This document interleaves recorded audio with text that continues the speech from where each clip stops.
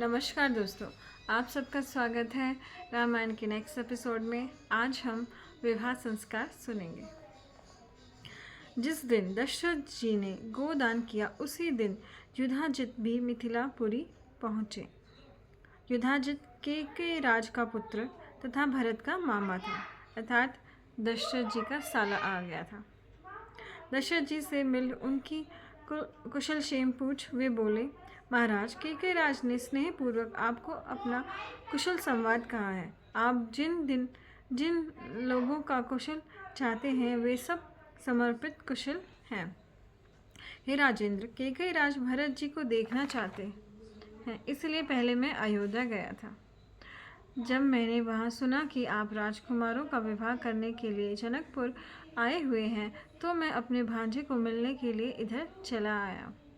महाराज दशरथ ने अपने नातेदार साले को आया देख उसका आदर सम्मान किया। तदंतर राजकुमारों सहित उन्होंने वह रात्रि सुखपूर्वक व्यतीत की। प्रातः नित्य कर्मों से निवृत्त हो महाराज दशरथ ऋषियों सहित यज्ञशाला में गए। विवाह के लिए नियत शुभ मुहूर्त में भूषणों से भूषित राम अपने भाइयों के साथ वैवाहिक वेश धारण किए हुए वशिष्ठ तथा अन्य ऋषियों को आगे करके वहाँ विवाह मंडल में पहुँचे। तब भगवान वशिष्ठ ने राजा जनक से कहा। अब वशिष्ठ जी को भगवान का भी दर्जा दे दिया गया है। हे राजन, महाराज दशरथ अपने राजकुमारों से आरंभिक मंगल कृत्य में क्या क्या आता है? ईश्वर स्तुति, उपासना, स्वस्ति वाचन, शांतिकरण, ये सब आरंभिक मंगल कृत्यों में आ गया। जब भी हम हवन करते हैं तो ईश्वर स्तुति प्रार्थना मंत्र हम करते हैं, तो ये चीज़ें होती हैं। क्योंकि विवाह में भी हवन ही होता है, तो उससे पहले वो सब करके आ चुके थे। हे नरश्रेष्ठ, अब मैं आपकी प्रतीक्षा कर रही हैं। महात्मा वशिष्ठ के ऐसा कहने पर श्रेष्ठ दाता महा तेजस्वी एवं परम धार्मिक जनक जी बोले, महाराज को क्या मेरी किसी द्वारपाल ने रोका है? वे किसकी आज्ञा की प्रतीक्षा कर रहे हैं? अपने घर के भीतर आने में क्या हिचक है? जैसा यह मेरा राज्य है वैसा ही उनका भी राज्य है। तो जनक जी बोल रहे हैं कि सब आपका है, आपको आगे की कोई ज़रूरत नहीं, आप आ जाइए। जनक जी के उस कथन को सुन महाराज दशरथ ने राजकुमारों और ऋषियों सहित मंडप में प्रवेश किया। मतलब आजकल जो पूछते हैं ना वरमाला के टाइम सारी सालियाँ कि अंदर आने से पहले हमें कुछ पैसे दो, तो वही है। तब किसी ने उनको रोका नहीं। तदंतर राजा जनक ने वशिष्ठ जी से कहा, ऋषिवर, अन्य ऋषियों सहित आप लोकप्रिय राम की विवाह संबंधी सब क्रियाएं कराएं। यह सुन और जनक जी से बहुत अच्छा कह महर्षि वशिष्ठ ने विधिवत मंत्र उच्चारण कर वेदी में अग्नि स्थापित की। फिर सीता जी को आभूषणों से अलंकृत कर वेदी के निकट श्री राम के सम्मुख बैठाया गया। तब राजा जनक कौशल्यानंदवर्धन श्री राम से बोले, हे राम, मेरी पुत्री सीता आज से आपकी सहधर्मिणी हुई।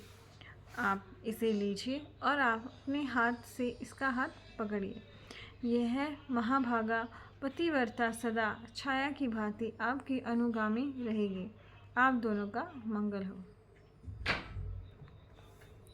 इस प्रकार सीता को श्री राम को समर्पित कर राजा जनक बोले, हे लक्ष्मण, तुम्हारा मंगल हो। तुम भी शीघ्र आकर मेरे पुत्र का पाणी ग्रहण करो, विलंब मत करो। फिर राजा जनक ने भरत जी से कहा, हे भरत, तुम मांडवी का पानी ग्रहण करो। तदंतर राजा जनक ने शत्रुघ्न से कहा, हे शत्रुघ्न, तुम शूर कीर्ति का हाथ पकड़ो। हे रघुवंशियों, तुम सब अपनी पत्नियों के साथ सौम्य तथा श्रेष्ठ चार वाले हो, शीघ्र पानी ग्रहण करो, जिससे समय का अतिक्रमण न हो। राजा जनक ने इस प्रकार कहने पर चारों राजकुमारों ने चारों राजकुमारियों के हाथ पकड़े। तो हाथ में हाथ देके वो करते हैं ना, कन्यादान हो गया, पानी ग्रहण, पानी डालते हैं, वो हो गया है। पानी ग्रहण हो चुके पर उनके ऊपर उत्तम पुष्पों की खूब वर्षा की गई। फिर फूल बरस रहे हैं। इस प्रकार पुष्प वृष्टि होते हुए और बाजों बजते हुए उन कुमारों ने 3 अग्नि की प्रदक्षिणा कर अपनी अपनी पत्नियों को ग्रहण किया। तदंतर सब राजकुमार अपनी पत्नियों सहित जनवासी को गए। महाराज दशरथ भी ऋषियों और बांधवों सहित पुत्रों को निहारते हुए डेरे पर आ गए। तो विवाह संस्कार पूरा हुआ। आशा करती हूँ आपको वीडियो पसंद आई होगी।